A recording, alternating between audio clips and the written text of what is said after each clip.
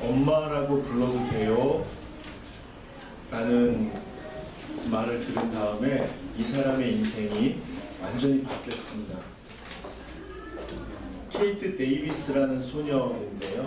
이 소녀는 그 대저택에서 어린 시절을 보내고 청소년기에는 심지어 스포츠카를 타고 다니고 그 멋진 남자친구가 있었고 전교에서 1등을 하면서 학생들에게도 선생님들에게도 인정받는 그런 아이였습니다.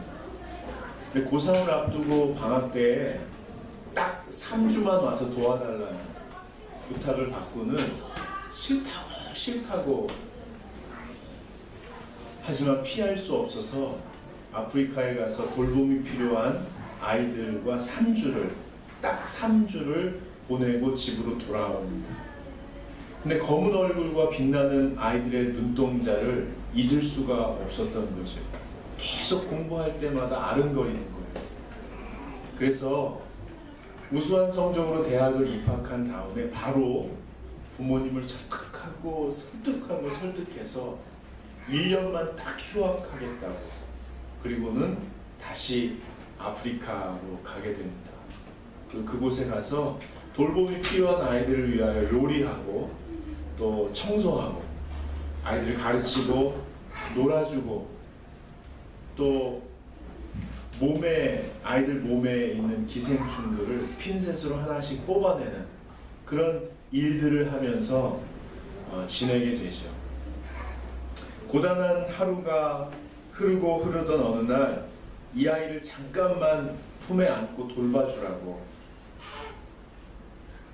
스코비아라는 5살짜리 아이를 품에 안게 됩니다.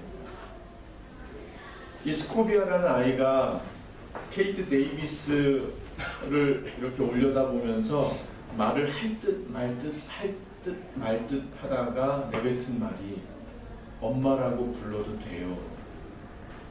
엄마라고 불러도 돼요. 와이나 왜 안 되겠냐고 부르라고.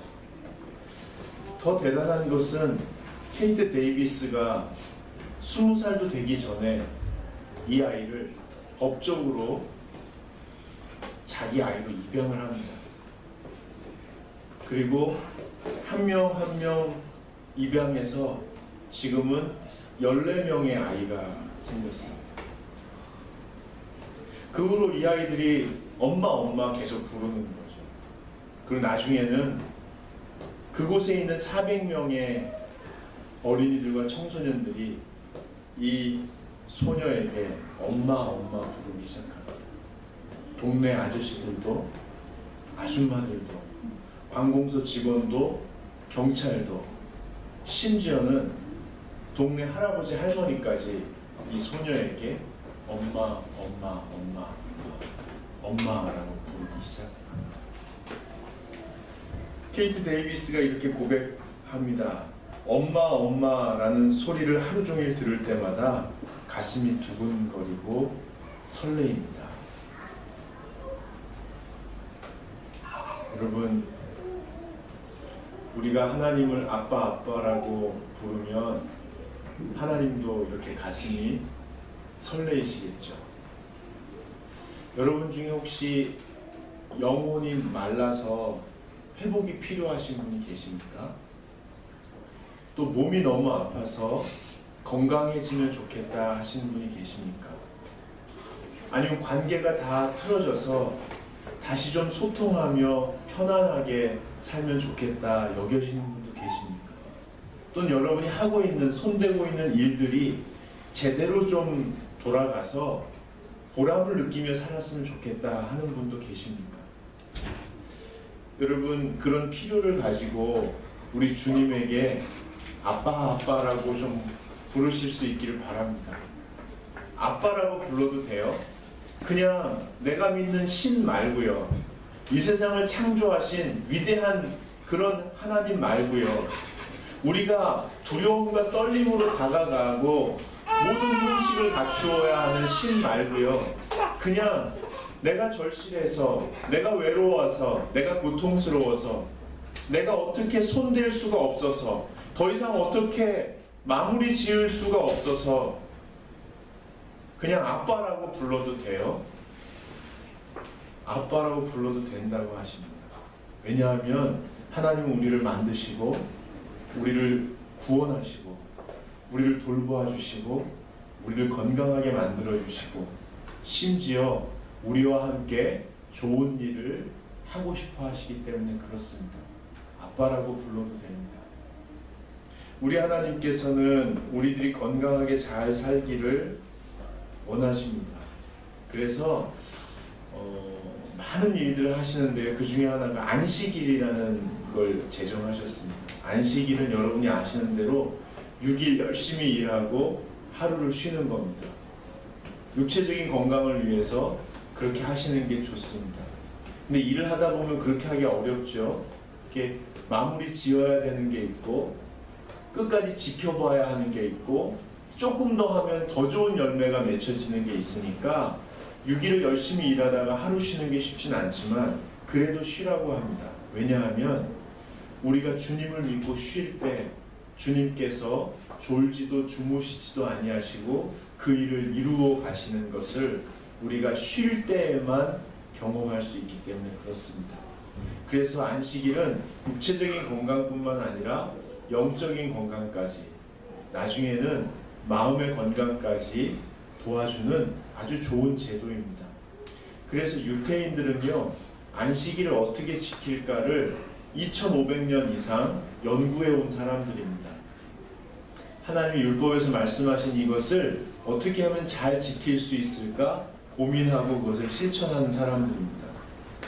정통 유대인의 사회에서는 안식일에 해서는 안 될 규례가 있습니다. 제가 한번 알려드리겠습니다. 요리, 세탁, 청소 및 보수, 건축일, 문서 작성, 글 쓰거나 지우면 안 되고요. 이발, 면도, 손발톱 다듬으면 안 되고요. 뜨거운 불 켰다 꺼도 안 됩니다. 풀칠을 하거나 자르거나 찢어도 안 됩니다. 낚시 사냥 안 되고요. 낚시 가시는 분들 안 되고요. 골프도 안 됩니다. 정원 손질도 안 되고요. 물건 나르기 2m 이상 나르면 안 됩니다. 여기까지 나르면 걷는 거 1.2km 이상 걸으시면 안 됩니다. 상거래하면 안 되고요. 배, 동물, 자동차 올라타시면 안 됩니다. 자전거도 물론 안 되고요. 연주하면 안 됩니다. 그림 그려도 안 되고 스위치를 껐다 켜도 안 됩니다. 그리고 TV, 전자기기 손대도 안 되고 켜도 안 됩니다.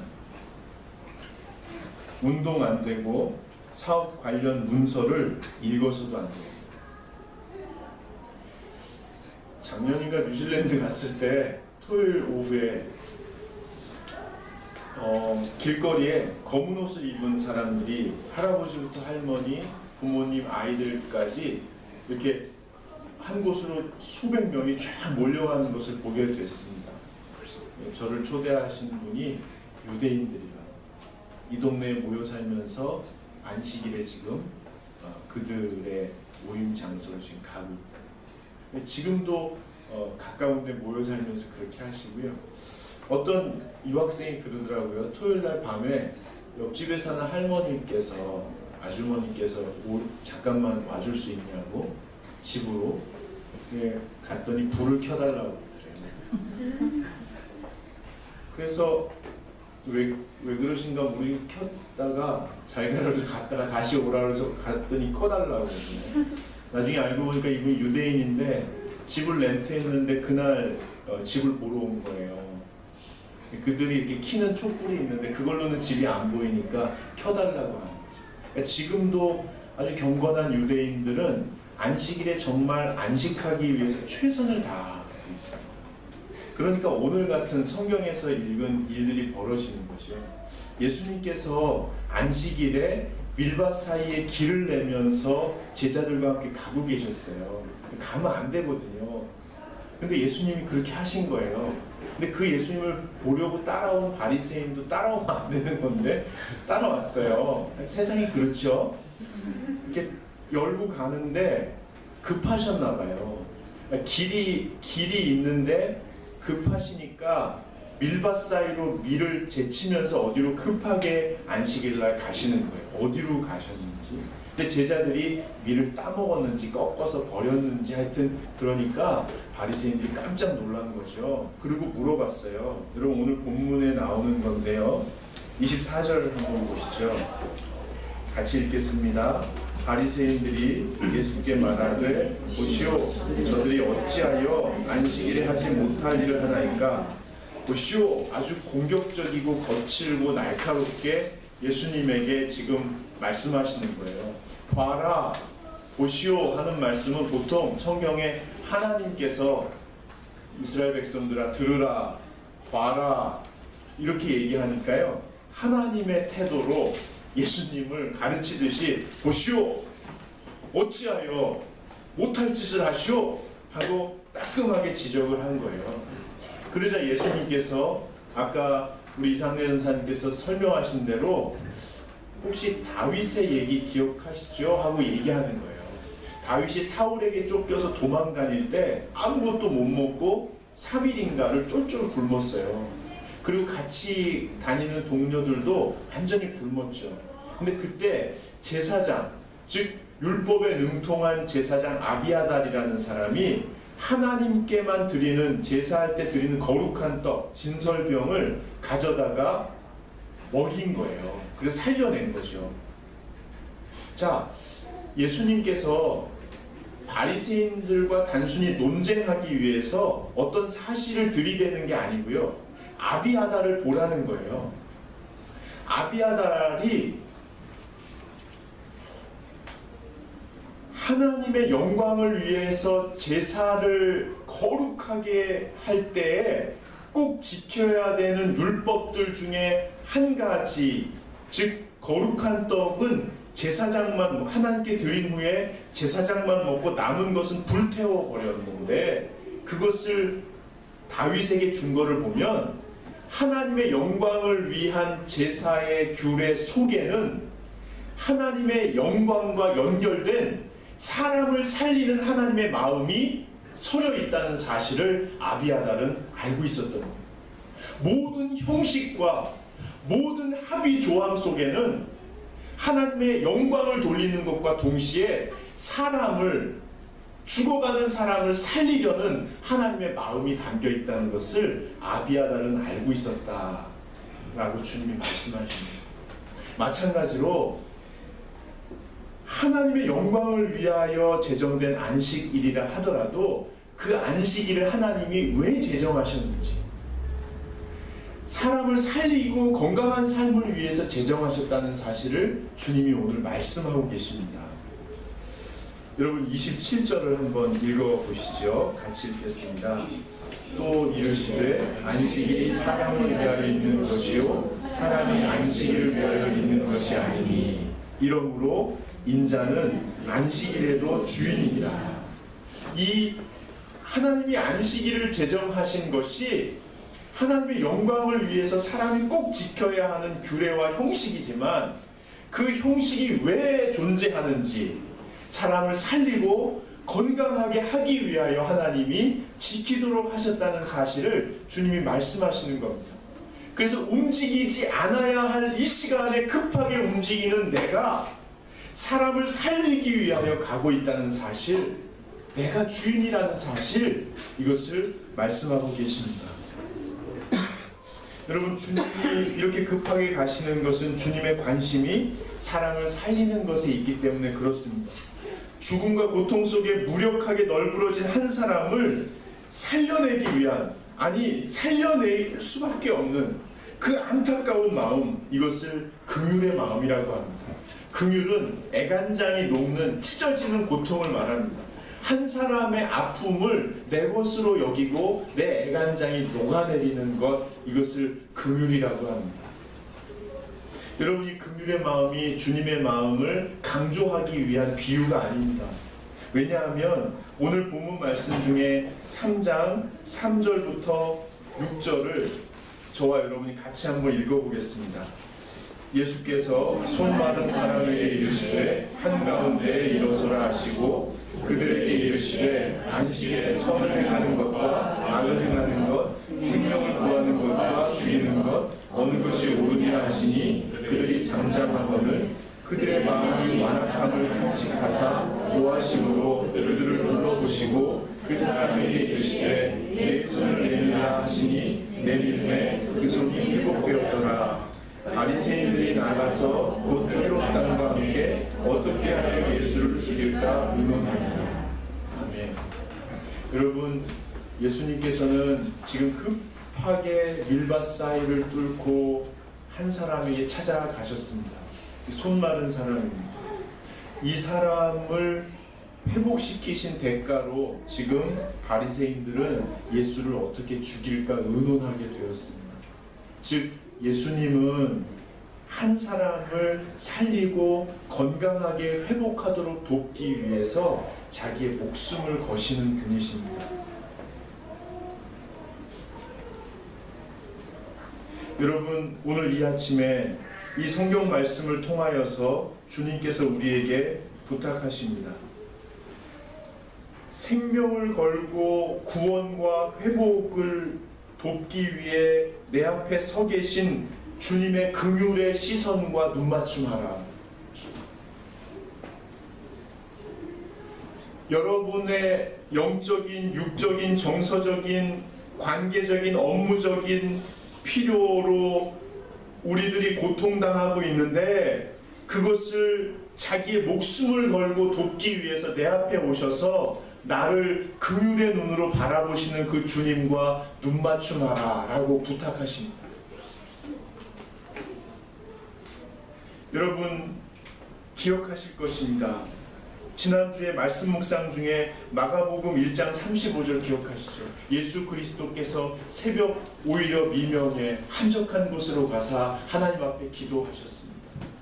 예수님께서도 새벽 오히려 미명에 아무도 없는데 혼자 가셔서 엎드려서 예수님을 바라보시는 하나님의 긍휼의 눈빛과 시선을 마주치고 엎드리셨습니다. 아들을 세상에 보내놓고 십자가를 지는 삶을 묵묵히 감당하시는 그 아들을 애간장을 녹이면서 바라보시는 하나님과 예수님은 눈맞춤하셨습니다. 그리고 주님께서 하나님께서 나를 얼마나 사랑하시고 내가 십자가를 지는 삶, 내가 홀로 감당해야 되는 삶, 고독하지만 내가 걸어가야만 하는 그 삶에 내 하나님께서 당신의 모든 것을 쏟아 나와 함께 하실 것이라는 사실을 분명하게 확인한 후에 일어나셔서 걸어 나오실 때 제자들이 말씀드리죠. 예수님, 사람들이 많이 기다립니다. 예수님 찾고 있습니다. 어서 가시죠. 그때 예수님께서 말씀하시죠. 아니다. 우리가 사람들에게 인정받기 위해서, 사람들에게 자랑하기 위해서, 사람들의 필요를 채우기 위해서 이곳에 온 것이 아니고 하나님이 나를 이 땅에 보내신 이유는 철실한 도움이 필요해서 구원받고 건강하고 행복하게 살아야 될 하나님의 자녀들을 가서 돕기 위해서, 즉 전도하기 위해서 내가 이 땅에 왔다. 그러니까 이렇게 몰려든 사람 말고 정말 우리를 필요로 하는 사람을 위해서 가자, 다른 마을로 떠나자 하고 떠나십니다. 안식일에도 밀밭길 사이를 헤치며 한 영혼을 구원하기 위해서 걸어가시는 그 예수님의 발걸음의 동력은 바로 하나님, 아들을 이 땅에 보내시고 가슴 아파하시며 졸이고 계시고 모든 것을 함께 하시려고 주님 예수님을 바라보시는 그 하나님과의 눈맞춤에서 시작되었다는 사실을 우리는 이 아침에 기억해야 할 것입니다. 여러분, 그 주님과 눈맞춤 하실 수 있기를 바랍니다. 새벽 오히려 미명에 아니면 밤늦게라도 홀로 주님 앞에 엎드리셔서 나를 생명을 다해 돕기 위해 바라보시는 그 주님, 긍휼의 주님의 눈길과 눈맞춤 하시고 이렇게 말씀하시죠. 하나님, 아빠라고 불러도 돼요? 5살짜리 꼬마 아이가 얘기했던 그것, 오늘 여러분의 고백이 되시기를 바랍니다. 하나님, 아빠라고 불러도 돼요? 그러면 나 책임져 주세요.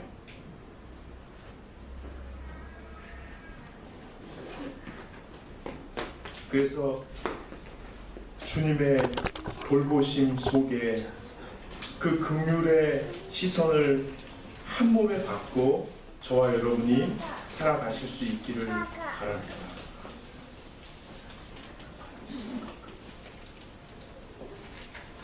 그럴 때 우리가 서로를 긍휼의 눈으로 볼 수 있습니다. 상식과 원칙과 사실과 경험과 거기서 비롯된 나의 주관과 거기서 비롯된 고집과 거기서 비롯된 냉혹함에서 벗어나서 상대방의 마음속을 들여다보고 그 아픔을 내 것으로 삼는 부드러움이 우리에게 회복될 수 있을 것입니다. 그럴 때 우리가 세상 사람들, 중곡동 주민, 서울 시민, 한국 국민, 세계 난민에게 주님의 사랑을 흘러보낼 수 있을 것입니다. 여러분, 오늘 우리 교회 어린이들과 청소년들과 청년들이 연탄 날라주는 봉사를 하러 간다고 합니다. 교회는 남을 돕는 일을 해야 된다 하니까 프로그램으로 하는 게 아니고 저는 기대합니다. 사실 우리 교회가 선교사분들도 돕고 기관도 돕고 여러분이 많이 하고 계시거든요. 여러분 잘 모르실 텐데요. 그러니까 교회는 남을 돕는 일을 하는 거니까 해야 된다, 좋은 일 하자, 이런 차원이 아니고요. 정말로 나를 긍휼히 여기시는 주님과 눈맞춤하는 우리 모두가 되면 좋겠습니다. 그래서 내 마음이 좀 부드러워지고, 그래서 내 영이 녹아내리고, 주님과의 눈맞춤으로 영혼이 좀 이렇게 녹고, 우리 마음도 녹아서 서로 부드럽게 대하고 정중하게 대하고, 그리고 우리 몸까지 녹아서 그때 우리의 것들을 이 주변에 나눌 수 있는 이 자연스러운 흐름이 생기기를 기대합니다. 오늘 우리 다음 세대가 연탄 나르러 간대요. 그래서 차에서 이동하면서 김밥 먹는다고 하더라고요. 그래서 어떻게 해요? 애들 김밥 먹여서 보내. 그래서 우리도 김밥 먹을 거예요.